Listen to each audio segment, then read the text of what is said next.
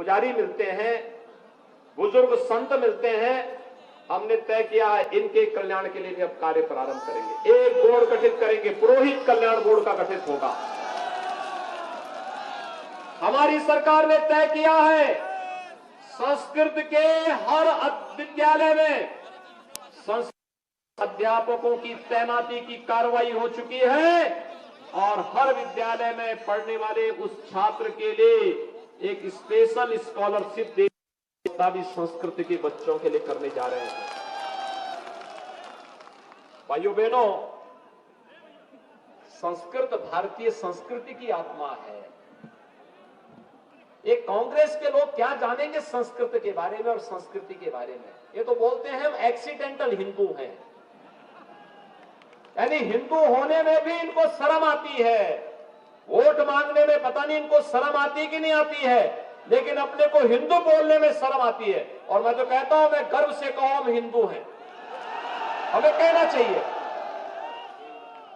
लेकिन ये लोग शर्म लगती है जाति के नाम पे बांटना, मत और मजहब के आधार पर बांटना, दंगे फसाद कराना, अपने राजनीतिक स्वार्थों के लिए आतंक को प्रश्रय देना। पहले दंगे होते थे, 5 साल में उत्तर प्रदेश में कहीं दंगा हुआ? आज तो हर दंगाई को मालूम है दंगा करेगा तो अगले दिन उसका पोस्टर चपक जाएगा और तीसरे दिन वसूली की नोटिस पहुंच जाएगी घर में। आज दंगा नहीं होता है, आज दंगाइयों का महिमा मंडन नहीं होता है। आज पेशेवर माफिया और आतंकवादी के ऊपर उत्तर प्रदेश सरकार का बुलडोजर चढ़ता है। ये बुलडोजर एक्सप्रेस वे भी बना रहा है तो माफियाओं के सिर के ऊपर भी चढ़ रहा है। ये चढ़ना चाहिए, चलना चाहिए कि नहीं चलना चाहिए? सहमत है? क्या ये काम सपा बसपा और कांग्रेस के लोग कर पाएंगे क्या? और भाइयों बहनों, हमारे प्रदेश के एक बहुत बड़े नेता थे सर्वदेव कल्याण सिंह जी। कल्याण सिंह जी के दुखद निधन हुआ। आप सोचो, कांग्रेस और समाजवादी पार्टी के नेताओं ने श्रद्धांजलि देने तक भी नहीं आए।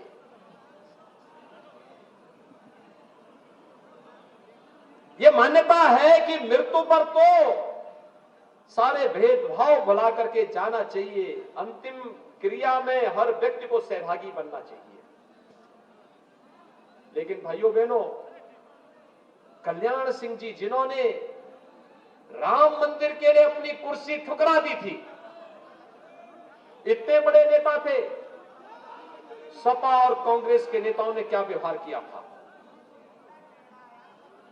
और हमारी सरकार ने, आपने देखा होगा, प्रधानमंत्री जी आए, मैं लगातार जब तक अंतिम संस्कार नहीं हो गया मैं पूरे कल्याण सिंह जी के परिवार के साथ था, खड़ा रहा पूरा, क्योंकि हमारे नेता थे। और यही नहीं, उत्तर प्रदेश के सबसे बड़े कैंसर संस्थान का नाम मैंने स्वर्गीय कल्याण सिंह कैंसर संस्थान रखा है लखनऊ में, और बुलंदशहर जो उनकी कर्म भूमि थी, वहां के गवर्नमेंट मेडिकल कॉलेज का नाम हमने स्वर्गीय कल्याण सिंह मेडिकल कॉलेज रखा है। भाइयों बहनों, हम सुरक्षा की भी गारंटी देते हैं, सम्मान की भी गारंटी देते हैं, विकास की भी गारंटी देते हैं,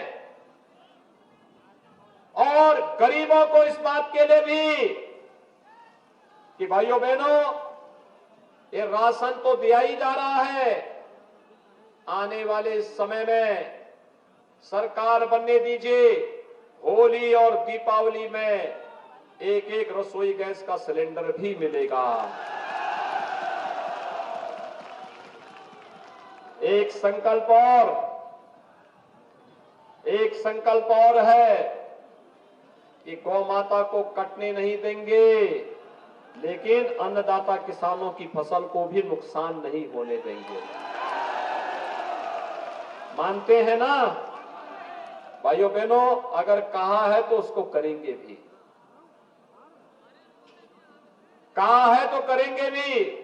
और इसीलिए मैं आपके पास आया हूं आपसे अपील करने के लिए। विकास ये हमारे जिम्मे सौंप दीजिए।